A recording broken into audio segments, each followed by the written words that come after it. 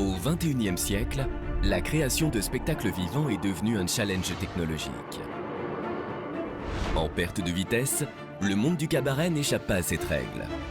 Le Lido est resté pendant des années l'un des cabarets les plus novateurs. Mais s'il veut conserver sa place de leader, il doit aujourd'hui faire peau neuve. C'est le changement de revue le plus ambitieux. Pour la première fois en 50 ans, il va fermer ses portes pour travaux. Oh mon Dieu! Un chantier hors norme, avec une machinerie dernier cri et des techniciens rodés à des ouvrages titanesques. Je suis resté estomaqué, je me suis dit là, il y a un vrai sujet. Une révolution technologique et artistique de 25 millions d'euros. La création d'une nouvelle revue avec l'un des metteurs en scène les plus connus au monde, Franco Dragone, un ancien du Cirque du Soleil, créateur de méga shows à l'américaine, comme le spectacle de Céline Dion à Las Vegas. Des spectacles qui mêlent performance artistique et innovation technologique. Innover en respectant le passé. On ne bride pas la création pour la technique. Parmi toutes les difficultés, les ingénieurs du rêve ont un obstacle de taille, le temps. Pour réaliser cette prouesse, ils n'ont que 120 jours, 30 jours pour tout détruire, 90 pour tout reconstruire. Est-ce que Franco va réussir à tout gérer? Ça, c'est une bonne question. Voici, côté coulisses, la création d'un show qui va révolutionner l'histoire du cabaret.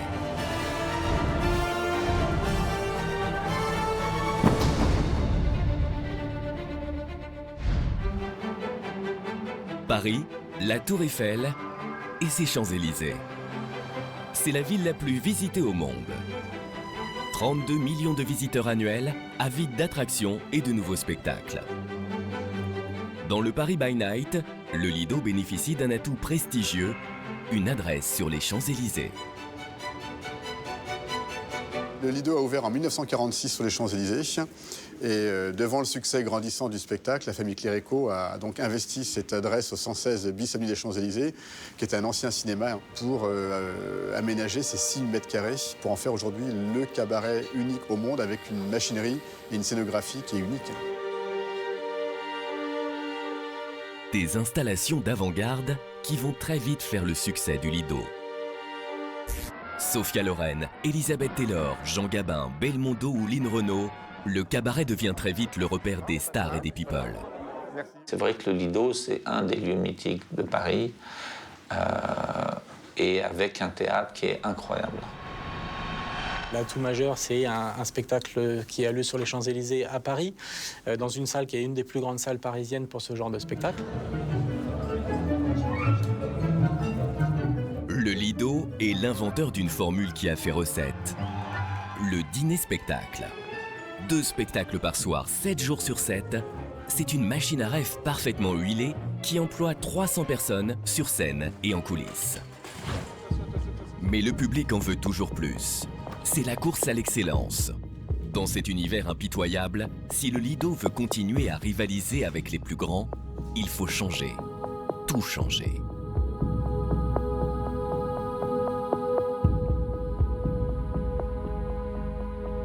Les attentes du public sont différentes, donc il y a un moment, il faut aussi amener du sang neuf sur la scène parisienne.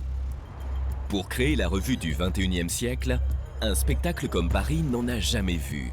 Un nom s'est imposé, une légende du spectacle vivant, Franco Dragone. Franco Dragone est un metteur en scène de génie, un créateur de génie. Donc c'est vrai qu'en travaillant avec Franco Dragone, qui aujourd'hui est le créateur le plus en vue en Chine, en Asie et aux États-Unis. Depuis 10 ans, Franco Dragone officie dans le monde entier sur de la création et de la production de spectacles à base d'humains, à base de performances et à base de choses féeriques. De Las Vegas à Dubaï, en passant par la Chine, Franco Dragone rayonne dans le monde entier. Sa spécialité, les shows XXL. Metteur en scène, il s'est fait connaître en signant une dizaine de spectacles du Cirque du Soleil. Effets spéciaux, décors époustouflants. Il a créé un nouveau cirque, plus moderne et spectaculaire. Dragone est un pionnier des méga shows à l'américaine, comme le spectacle de Céline Dion à Las Vegas. Des shows tellement grandioses qu'il est obligé de se faire construire des salles de spectacle sur mesure. quand Franco Dragon dessine les shows rentrent dans aucun théâtre. Donc on est obligé de créer un théâtre qui puisse accueillir le spectacle. Du coup, le projet du Lido déconcerte son équipe. D'habitude, les ambitions du spectacle sont tellement démesurées qu'il nous faut un spectacle très très grand. Et Lido, c'était 100% l'inverse. Donc on a un théâtre qui est très bien pensé, mais qui n'est pas énorme niveau espace scénique. Et comment on rentre là-dedans, comment on peut mettre un show de l'ampleur de Monsieur Dragon dans ce théâtre-là. Avec le projet du Lido, Franco Dragon prend un risque.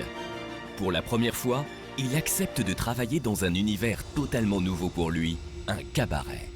Et ce sera sa première grande création de cabaret, qui est un art complètement particulier, parce que le cabaret n'est qu'à Paris pratiquement, et est une niche dans le monde du spectacle. Paris, le Lido, les Champs-Élysées, pour moi, c'est participer à un petit moment d'histoire de Paris. Vous savez, c'est un mythe, Paris. Bien le Lido, c'est le Lido. Et quand Franco Dragon débarque sur les Champs-Élysées, une chose retient son attention. Si on visite les sous-sols du Lido, c'est extraordinaire d'ingéniosité parce que pour caser ces décors, cette machinerie là dans ce petit espace et puis le faire se déployer sur la scène, ça tient de la magie. Tout a été tellement bien pensé dans ce théâtre qu'en fait, faut le prendre comme il est, faut s'en servir au maximum. Pour garder son mystère, le cabaret a un secret. Avoir des installations toujours au top de la technologie et invisibles du public. C'est d'avoir cet esprit d'amphithéâtre avec un parterre mobile qui s'enfonce pratiquement de 90 cm avec 300 personnes dans le public pour avoir une visibilité complètement dégagée sur la scène. Avant chaque représentation, les tables qui sont au premier rang descendent de près d'1 mètre. C'est tellement bien fait que le changement d'environnement est très lissé et on rentre tout de suite dans le rêve. Et pour les décors, le dispositif est encore plus impressionnant. D'énormes monte-charges soulèvent des éléments de plusieurs tonnes. Ces élévateurs de scène qui permettent de pouvoir avoir des décors stockés à 18 mètres de haut, à 14 mètres de profondeur. Sous les pieds des spectateurs, une piscine de 35 tonnes capable de sortir de terre en moins d'1 minute. Mais aussi une patinoire et des accessoires géants, pyramides et fontaines. Au total, 17 décors encastrés comme par magie dans cette mécanique à tiroir. La piste de danse possède sa propre motorisation. Elle s'ouvre sur un gouffre de 10 mètres de profondeur. La machinerie est constituée de 2 plateaux et d'un bassin de 35 tonnes entraîné par des vérins hydrauliques. Les plateformes sont entreposées dans des garages. Un système inspiré des porte-avions. C'est le seul cabaret parisien à posséder une telle machinerie. L'ensemble est actionné par des moteurs surpuissants. Il y en a 4 au total. Nous voici au cœur du dispositif, la salle des machines. Ça, c'est les moteurs qui servent à mouvoir la piste de danse et les bilatéraux. Et là-bas, tu as les 2 autres moteurs juste pour la piscine. Des installations vétustes en action 7 jours sur 7, 2 fois par soir. La hantise, c'est la panne. Un moteur en rade et le spectacle est supprimé. Pour la première fois, le Lido va bientôt fermer ses portes pour cause de travaux. La machinerie va être remplacée et un nouveau spectacle voir le jour. Bonsoir, pardon. Très bien. Tout de premier coup. Ce soir, c'est vraiment particulier parce que c'est fermeture du Lido pour 4 mois. Profitez-en et puis merci. Voilà. Le tout Paris est invité à assister à la dernière de l'ancienne revue. Une soirée pour marquer la fin d'une époque où les plumes et les strass suffisaient pour faire une revue réussie. À quelques mètres seulement, sous les pieds des danseurs, le grand démantèlement a déjà commencé. La piscine et ses 30 tonnes d'acier est la première pièce désossée. En présence du public, impossible d'utiliser le chalumeau. Les démonteurs utilisent alors des outils sans point de feu, comme les pinces hydrauliques. À 2 h du matin, dans la salle, les derniers fêtards cèdent enfin leur place aux ouvriers. C'est le début d'un incroyable compte à rebours. Chaque jour de fermeture, c'est 250 000 € de manque à gagner. À ce prix-là, chaque seconde compte. On est déjà dans le futur Lido. Il ne ressemblera pas à ça, bien sûr. Mais on est déjà dans le futur Lido. L'ancien Lido n'existe plus, même s'il reste encore beaucoup de traces. On est très peu dans le monde à faire des changements de revue comme de cette ampleur. C'est beaucoup de stress du coup parce qu'on se dit on a l'impression que parfois tout nous échappe. 1 mois pour tout détruire, 3 mois pour tout reconstruire. Plus de 120 tonnes de techniques, piscines, patinoires et autres à évacuer. Tout ça dans un temps record et dans des espaces qui sont assez confinés. 4 mois de travaux, c'est 120 jours d'une course totalement folle. Des centaines d'ouvriers, de techniciens, 35 sociétés vont devoir se coordonner, travailler nuit et jour, 7 jours sur 7. Un contre-la-montre indispensable pour rester à l'avant-garde des cabarets parisiens.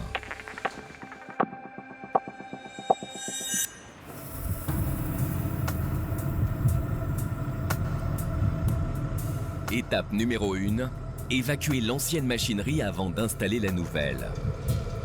Une opération très délicate. Pour ce faire, une entreprise spécialisée est appelée à la rescousse. Sauf qu'au premier coup de fil, le patron a cru à une mauvaise blague. Quand j'ai reçu le premier appel, on m'a dit on a un chantier au Lido, j'ai pas trop compris. Je dis vous avez fait une erreur de numéro. Vous êtes trompé de numéro, vous n'avez pas la bonne personne. Il faut dire que cette société ne fait que du lourd. Leur quotidien, des barrages ou des usines hors normes. Leur mission, faire place nette, tout liquider. D'où leur surnom, les liquidateurs. Je suis arrivé devant la porte et quand on m'a descendu en bas dans les coursifs du Lido, dans la partie machinerie, je suis resté estomaqué. Je me suis dit là, il y a un vrai sujet. Et une interrogation majeure, comment extraire la machinerie? La solution la plus simple est de passer par la porte d'entrée, un espace large. Problème, cet accès est situé sur l'avenue des Champs-Élysées. Impossible de bloquer la plus belle avenue du monde pour évacuer des gravats. La solution? Passer par l'entrée des artistes. Un minuscule trou de souris situé à l'arrière du bâtiment, rue Lord Byron. D'habitude, on est sur des gros hangars avec des grosses portes d'accès, des gros ponts roulants. Et aujourd'hui, on se retrouve avec un espace de 1,50 m par 2,70 m. La difficulté est de faire entrer dans les couloirs étroits du Lido cette structure métallique qu'on appelle le pont. Voici l'intérieur du cabaret juste avant la fermeture. 3 jours plus tard, toujours au même endroit. Le pont a été installé au-dessus de la Seine. Il est ainsi possible d'aller chercher au plus profond des entrailles du Lido les grosses pièces comme les énormes structures métalliques qui soutiennent les décors, les moteurs, l'ossature de la piscine et de la patinoire. Le pont de 12 mètres de long a été construit sur mesure et il peut porter des charges de 8 tonnes. Pour évacuer les gravats à l'extérieur, un ingénieux système de rails a été installé. On a fait tout un système de rails, un peu comme dans les wagonnets de la mine. Ça s'apparente à ce que vous pouvez trouver à Indiana Jones au parc Aventure, là. Mais l'idée, elle vient, c'est comme ça qu'on rentre des transfos dans les grosses centrales électriques. Donc système de lorry, de rails, avec des wagonnets et puis une rotation à 90 degrés qui permet d'introduire des grosses pièces. À ces contraintes techniques s'ajoute un enjeu, une course contre la montre. Les liquidateurs ont 20 jours seulement pour nettoyer le cabaret. Mais un imprévu va stopper net leur progression. En débarrassant la machinerie, les liquidateurs font une encombrante découverte. Un énorme vérin, une tige de métal qui permet de soulever les objets très lourds. Personne ne savait que le vérin était là, tapis sous la machinerie. Personne ne sait sa dimension et comment le faire sortir. Le but de l'opération, c'est de déterminer la longueur du vérin pour en estimer le poids et voir un petit peu si on est capable de sortir le vérin complet ou dissocier la tige du vérin. Autrement dit, les liquidateurs vont-ils pouvoir extraire le vérin en un ou en plusieurs morceaux? Au vu du diamètre, à mon avis, ça va finir en 2 éléments. L'opération est délicate. Si le poids du vérin est supérieur aux capacités de levage du pont, celui-ci pourrait lâcher. Pire, le parquet de la Seine pourrait céder. Enlever le vérin complet, moi je suis pas trop pour parce que je suis assez prudent. Difficulté supplémentaire, le vérin contient de l'huile. Beaucoup d'huile. Il doit y avoir 2-3 000 litres d'huile là. Donc c'est pas rien du tout. Hein. soit plus de 3 tonnes d'huile qu'il faut aussi évacuer en effectuant une vidange. Décision est prise de soulever le vérin très délicatement pour évaluer son poids et sa taille. Et on essaye de faire lever avec le 8 tonnes. Et au moins on aura une idée du poids. C'est une opération à très haut risque qui se joue dans les entrailles du cabaret. La sécurité des hommes est en jeu. La moindre erreur peut avoir de terribles conséquences. Les liquidateurs vont alors faire dans la dentelle. Tout doucement, ils vont extraire le vérin de sa gaine. Finalement, c'est un mastodonte d'une dizaine de mètres qui pèse plus de 10 tonnes. Le pont ne pouvant porter au maximum qu'une charge de 8 tonnes, impossible de le sortir en une seule fois. Hallucinant. Pour le sortir de là, pas d'alternative, il faut le sectionner. Les chalumeaux entrent en scène.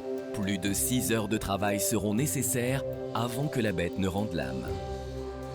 Avec cette mésaventure, les liquidateurs ont perdu une journée, mais ils finissent en avance sur le planning.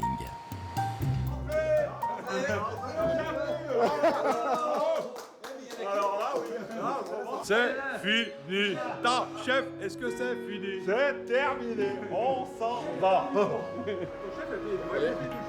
On a fait 10 jours. 10 jours non-stop. On aura sorti à peu près 180 tonnes d'acier et 43 tonnes de DIB. DIB, ça doit contreplaqué, gravat et aggloméré. En 10 jours, les liquidateurs ont évacué au total 223 tonnes, soit l'équivalent d'une trentaine de semi-remorques. C'est la fin de l'étape 1. À présent, étape numéro 2, la construction de la nouvelle machinerie.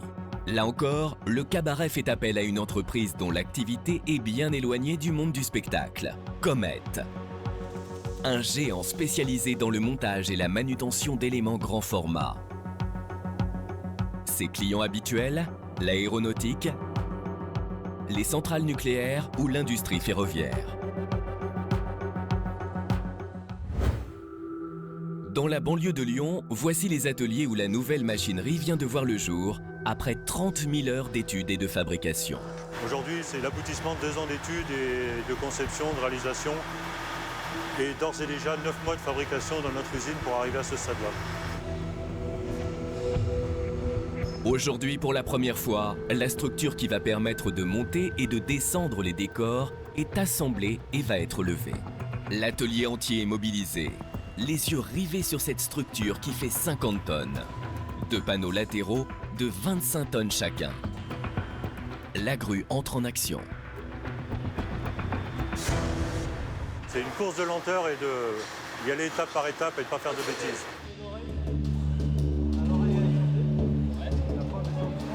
Donc là, on est presque arrivé à la position verticale.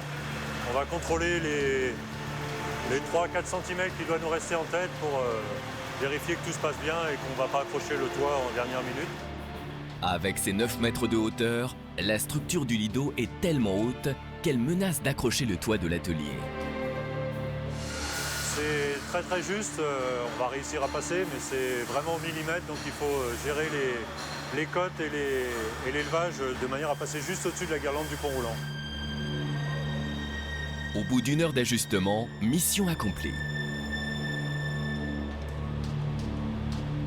L'ensemble est levé, juste décollé du sol, on est passé au centimètre comme prévu sur les plans. Les 2 élévateurs latéraux sont désormais prêts à recevoir les plateaux de décor. Voici sur cette image 3D la nouvelle machinerie avec sur les côtés les plateaux latéraux et les éléments de décor. Piscine, patinoire, piste de danse. Ça c'est la piste de danse. Ce plateau-là, il est quasiment en position haute, peut supporter une charge de 25 tonnes. Quasiment un spire-morph pourrait se mettre sur le plateau sans avoir de problématique de rupture. Mais le plus étonnant est ce qu'aucun spectateur ne pourra voir. L'ensemble est monté sur un audacieux système de rails à billes silencieux et très facile à manier.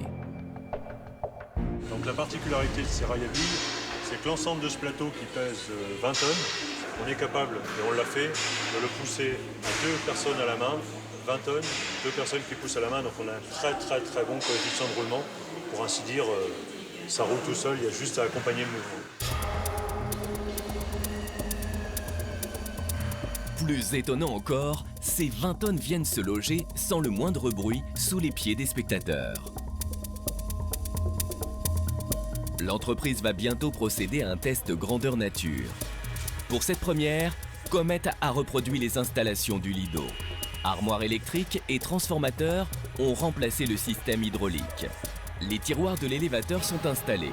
Le test à blanc va pouvoir commencer. L'heure de vérité a sonné. Sacré volume, hein. C'est la hauteur, ça touche le plafond, là. Le test se déroule dans les conditions réelles. L'équipe du Lido s'est déplacée. Le cabaret va enfin savoir s'il n'y a pas à regretter les 5 millions d'euros investis dans cette nouvelle machinerie. Assez waouh quand même, parce que c'est vrai que c'est assez impressionnant. On a travaillé sur plan jusqu'à maintenant, c'est la seule fois où on peut le voir réellement en totalité de visu, parce qu'après ça sera intégré dans la fosse et on ne peut pas y accéder et on ne le voit pas.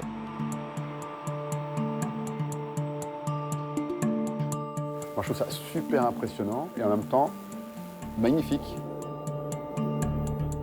Le directeur s'intéresse en particulier à une innovation déployée sur l'élévateur. Il s'agit de vis à rouleau satellite, des vis sans fin qui actionnent les mouvements de l'élévateur. Ces vis mesurent une dizaine de mètres et ont nécessité 8 mois de fabrication. L'innovation se situe au niveau du roulement.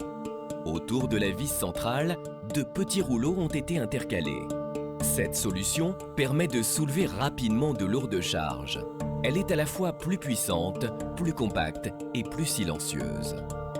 Dernier atout, leur durée de vie est supérieure aux vis ordinaires. C'est une légèreté en termes de fonctionnement pour que Patrick, ses équipes puissent les faire tourner tous les jours, 7 jours sur 7, faire sortir des décors, monter des artistes, descendre, faire des arrivées scéniques. Ça doit arriver avec une légèreté, une facilité déconcertante. Le test est un succès. Sauf qu'un détail peut tout faire échouer. La crainte, une simple erreur de calcul. Comment ça rentre? Moi j'ai l'impression que ça rentre pas. Vu comme ça, on se dit c'est pas possible. On a travaillé sur plan jusqu'à maintenant et là de voir qu'on est en taille réelle et que ça va être... que ça doit rentrer au Lido, j'espère qu'il n'y a pas d'erreur. C'est impressionnant la taille. Ce monstre de métal va-t-il rentrer dans les coursifs du Lido?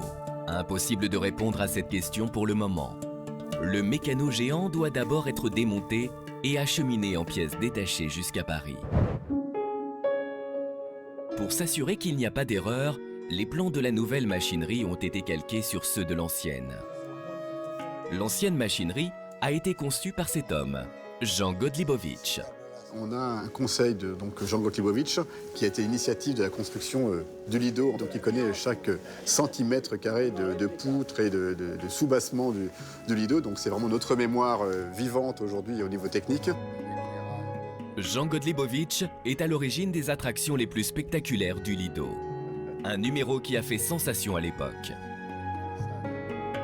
Ils m'ont demandé de faire une cascade. Il a fallu que je trouve 8 pompes de 20 chevaux. J'ai pompé l'eau dans la piscine. Sous la salle, j'avais installé des haut-parleurs basse fréquence, puisqu'en fait, le thème, c'était un tremblement de terre sur un barrage. Le barrage s'effondrait, le tremblement de terre, la salle vibrait. Une prouesse technique dont se souvient encore 40 ans plus tard Franco Dragone, le nouveau metteur en scène. Si on fouille dans les archives du Lido, il y avait des cascades qui impressionnaient le spectateur. On avait l'impression que l'eau arrivait sur le public et certains, paraît-il, avaient même peur.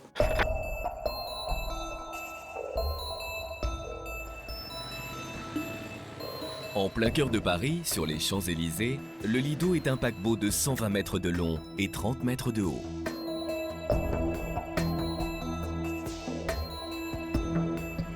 À présent, l'équipe a 3 mois pour totalement aménager cet immense gouffre de 6000 mètres carrés. À l'extérieur, un convoi exceptionnel qui emmène le nouvel élévateur bloque dans la petite rue Lord Byron. C'est par ce minuscule trou de souris que la machinerie de 50 tonnes va devoir entrer. C'est impressionnant, faut que ça rentre. Je sais même pas combien de pièces il y a au total. J'aimerais bien savoir. Précisément 150 paquets, soigneusement emballés, répertoriés. Pour chaque pièce, un numéro correspond à son emplacement. L'équipe, de vrais pros. Ils sont venus spécialement de Lyon et ils connaissent la machinerie par cœur. Ce sont les hommes de chez Comet. Pour eux, l'erreur n'est pas une option. Un colis rentre directement dans la fosse, un colis est monté et on a organisé ça depuis des mois et ça suit comme sur le plan le montage. À l'intérieur, le montage débute par la pose des panneaux latéraux et les vis à rouleau satellites. Pour être opérationnelle, la machinerie doit être installée avec la précision d'une horloge. 3833, plus 2 en rectitude. Le but, c'est que la totalité de l'élévateur, c'est-à-dire tout le matériel qui se trouve dans la fosse, soit positionné à plus ou moins 2-3 mm dans tous les axes. Grâce à la précision du laser, l'installation de la machinerie est rendue possible. Elle va nécessiter plusieurs jours. Mais la patinoire leur donne du fil à retordre. Et hop, qu'est-ce qui se passe, Robert? Un petit imprévu parce qu'on a monté une pièce qu'il ne fallait pas. Je suis sidéré de voir, on a déjà tout là, les garde-corps qui sont positionnés et ça commence à revenir un tout petit peu comme avant. On retrouve un petit peu nos repères de la machinerie. Je l'ai vu à Lyon en atelier et là de l'avoir réinstallé, réimplanté dans cette fosse, c'est plutôt positif. Oui.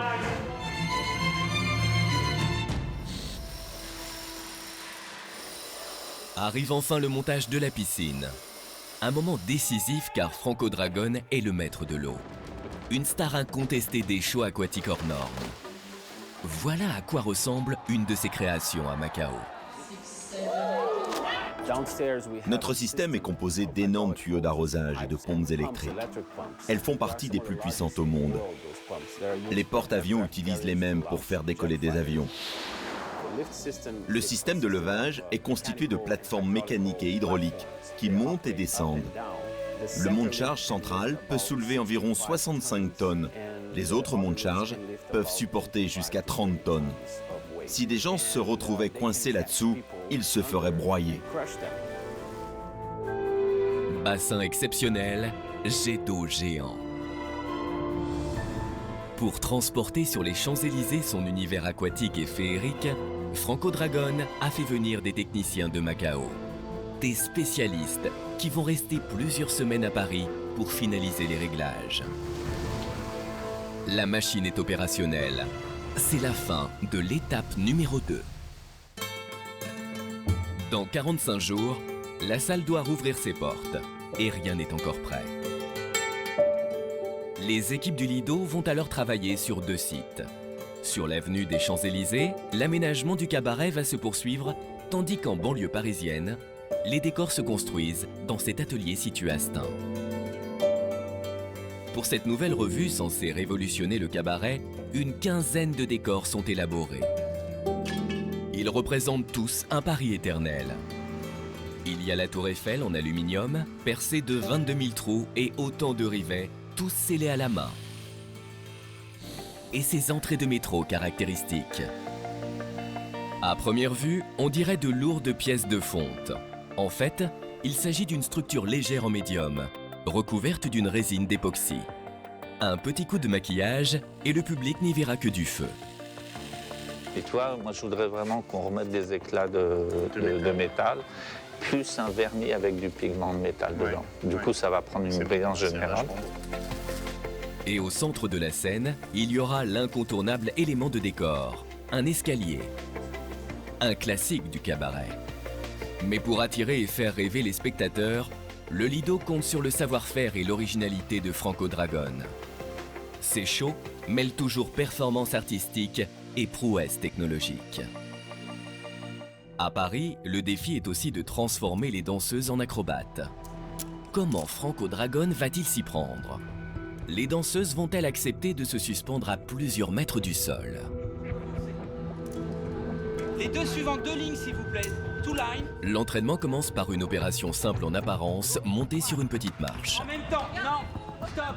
Les danseuses doivent monter simultanément sur cette plateforme, sinon c'est la chute assurée. Les artistes apprennent à manier le système de sécurité.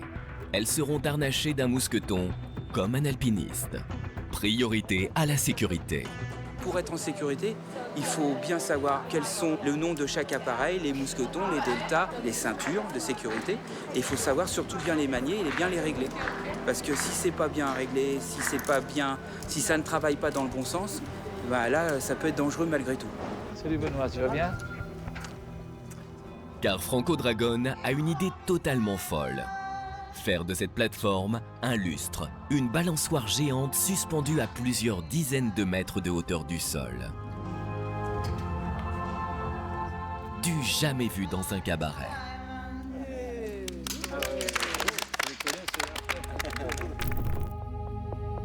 Reste maintenant à habiller cette plateforme pour la transformer en lustre géant. C'est le rôle du scénographe dont le défi est pour le moins étonnant. On va mettre le plus grand lustre du monde dans le plus petit théâtre du monde. Mais comment faire entrer un lustre de 4 mètres de haut dans une salle comme celle-ci? C'est là que le décorateur se transforme en magicien. Tout ça est une grosse arnaque parce qu'en fait, c'est comme un pop-up, il se replie sur lui-même, son dessert se replie les unes dans les autres. Un tour de passe-passe qui permet de faire entrer un géant de 4 mètres dans un espace rikiki. Une boîte qui, une fois le numéro terminé, vient se glisser sous les pieds des spectateurs. Et tout ça rangé dans un tiroir d'1,30 m sous la scène. Mais les contraintes ne s'arrêtent pas là. L'ennemi, c'est le feu. Le lustre doit répondre à des normes anti-incendie très strictes.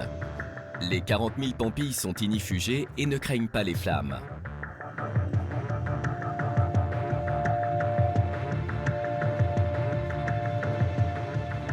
Voilà. Tous les tests qu'on fait, c'est de voir comment on va trouver des matériaux qui résistent au feu, qui ne sont pas trop compliqués à trouver dans le commerce, qui marchent en lumière, donc voilà, des brillances de lustre, qui à la fois répondent à toutes les contraintes techniques de sécurité.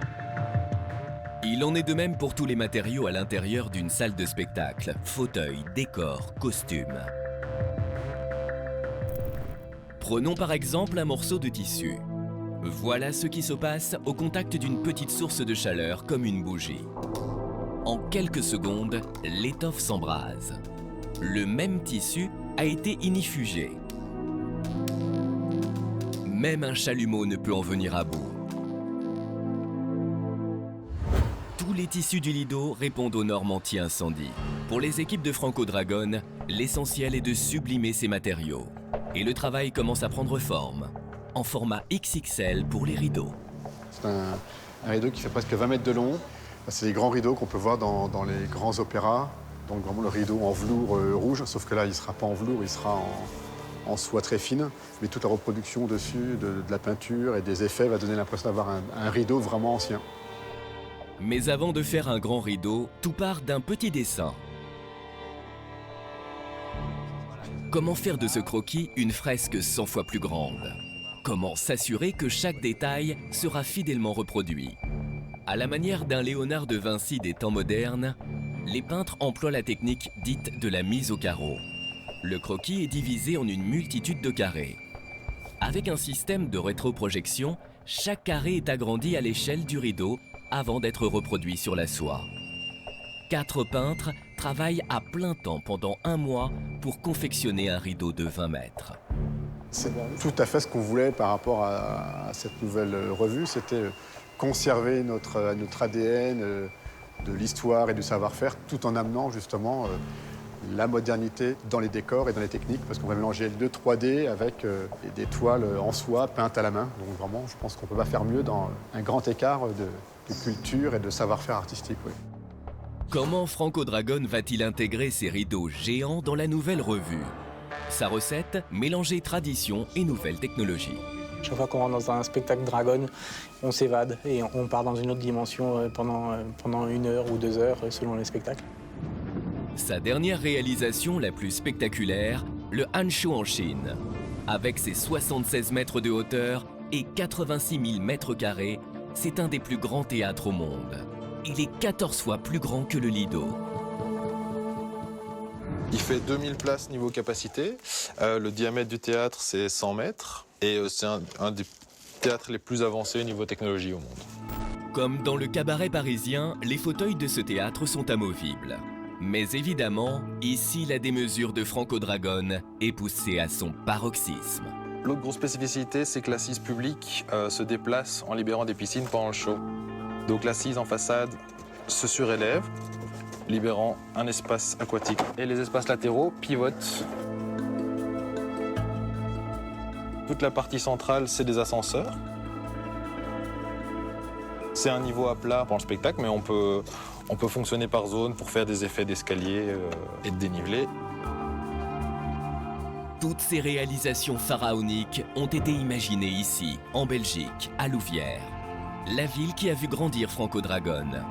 Dans cet immeuble, le metteur en scène prépare dans le plus grand secret et depuis bientôt 2 ans le nouveau spectacle du Lido. Je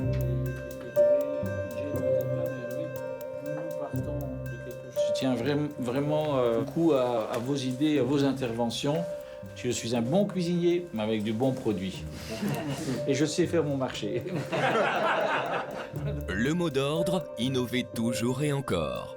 Voici un tissu caméléon. Il change de couleur grâce à la fibre optique. Effectivement, nous avons des robes en fibre optique. On n'est pas habitué spécialement à travailler ce genre de technique.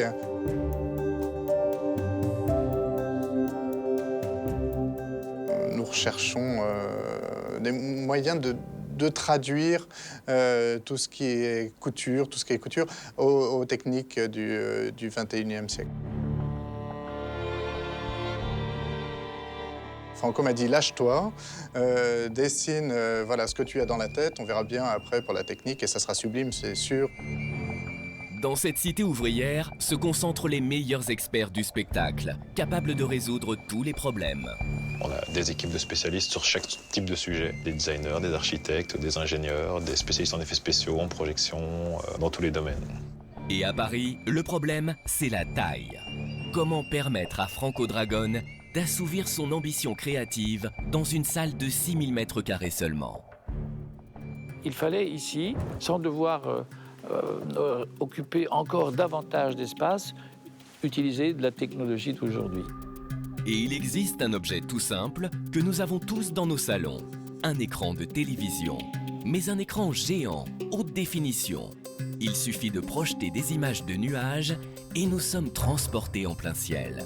Et au cœur de ces écrans, il y a des LED.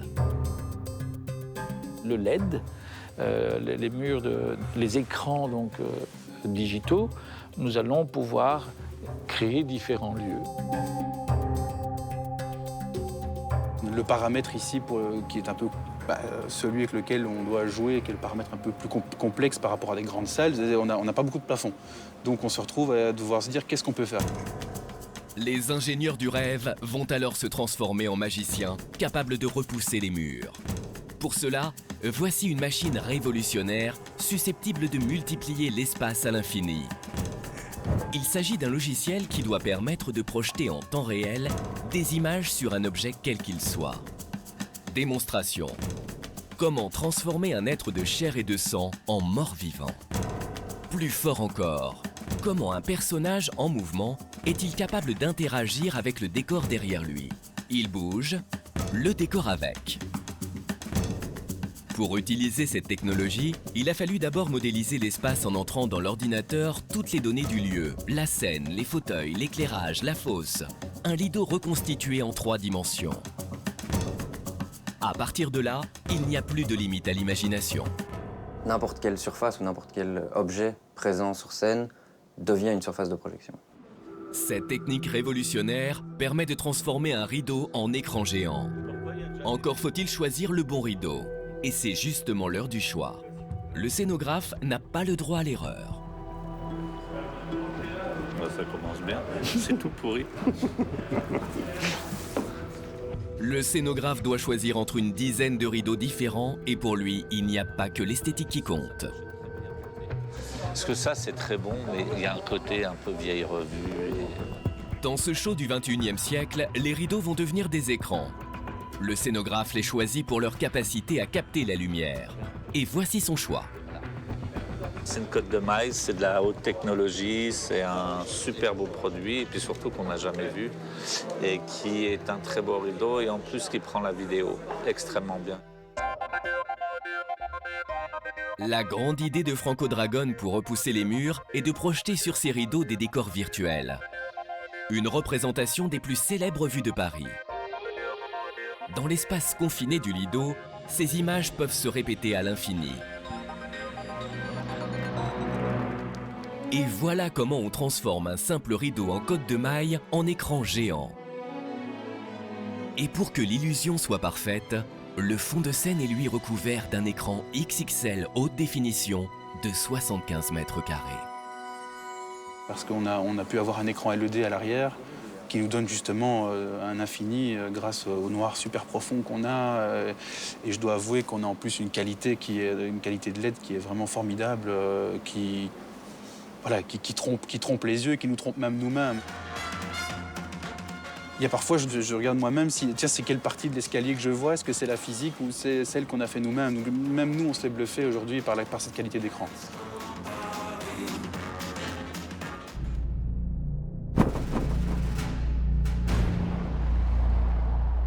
Sur les Champs-Élysées, par la petite porte située à l'arrière du cabaret, les 15 décors entrent un à un et prennent place sur la scène.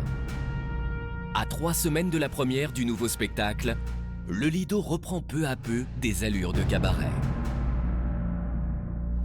Je suis trop heureux là, j'ai l'impression réellement qu'on rentre dans le projet là. Parce que c'est vrai que parler que de pièces mécaniques et de poutres et de poids et autres, là je me dis voilà, enfin quelque chose qui commence à nous mettre dans le spectacle. Ça avance. On est dedans là.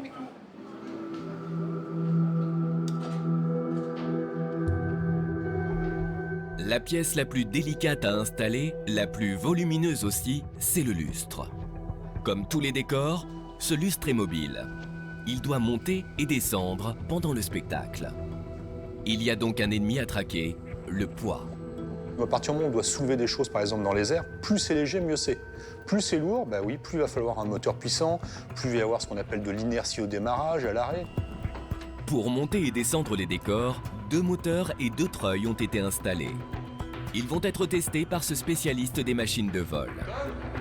Ok, là on a 1 tonne 135. Stop! L'opération va se dérouler en plusieurs étapes.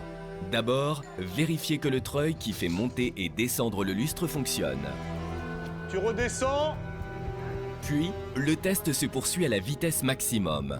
C'est ce qu'on appelle la Vmax. Ouais, je suis en Vmax. Je vais te faire la même chose dans le sens de la descente. Opération réussie. Mais la sécurité impose d'aller plus loin. Le treuil doit être capable de porter cette charge d'1 tonne avec un seul moteur, alors que pour le spectacle, il y aura 2 moteurs et donc 2 treuils en action. Tout en sachant que là, on est vraiment dans le cas de figure le pire des pires, vu qu'on n'est que sur un moteur. Et qu'en travail normal, on sera sur 2 moteurs. On a mis en place donc 2 treuils qui sont capables de soulever ce qui est juste derrière moi, là, cet énorme lustre dans lequel il y aura 7 personnes. Donc le challenge, c'est que ça représente 1 tonne en poids, et dont 7 danseuses. À présent, plongeons dans les entrailles du Lido.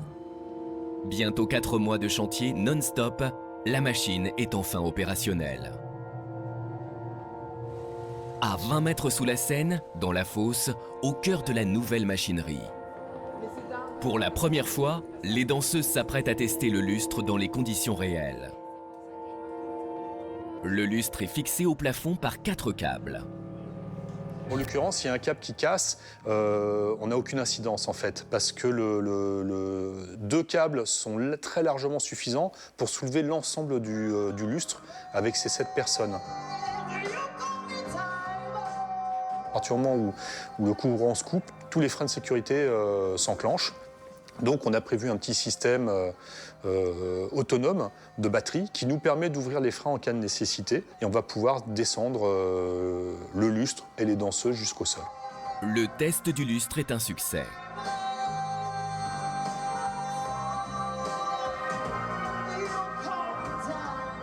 Mais il en faudra plus, beaucoup plus pour éblouir les spectateurs. Désormais, les danseuses répètent sans discontinuer sur la scène du Lido. Franco Dragone est un metteur en scène exigeant. Sa signature est en jeu et il a promis à Paris un spectacle digne des plus grands théâtres du monde. Après 4 mois de travaux ininterrompus, c'est l'heure de vérité.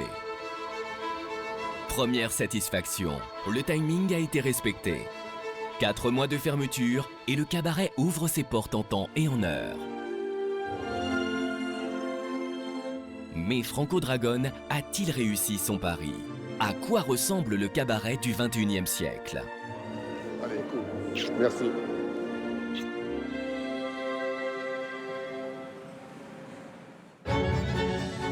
Première surprise, la piscine est devenue une fontaine du château de Versailles qui se métamorphose au gré des saisons. Comme par enchantement, les jardins du Roi Soleil jaillissent sur les Champs-Élysées.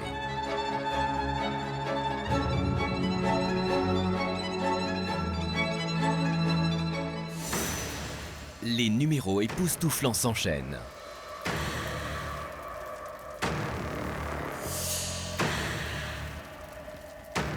Le but ici, c'était pas de créer une déferlante technologique, c'est de créer un romantisme, de créer une ambiance, utiliser la technique pour ce qu'elle peut nous apporter au niveau de la prestation artistique.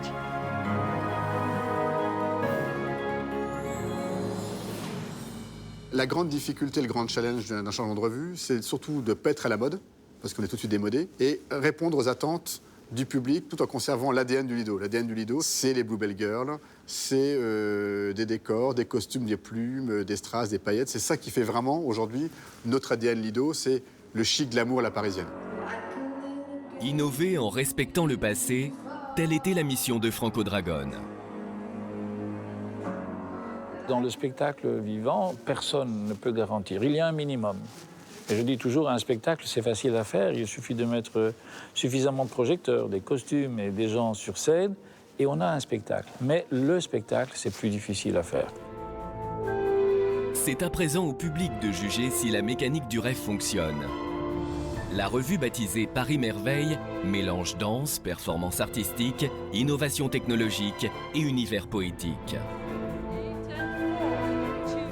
Un spectacle totalement renouvelé grâce au savoir-faire de plus d'une centaine de corps de métier. Ouvriers, ingénieurs, chorégraphes ou costumiers. Des femmes et des hommes de l'ombre qui ont œuvré 7 jours sur 7, 24 heures sur 24, pendant des mois, pour que le Paris by Night continue de briller dans le monde entier.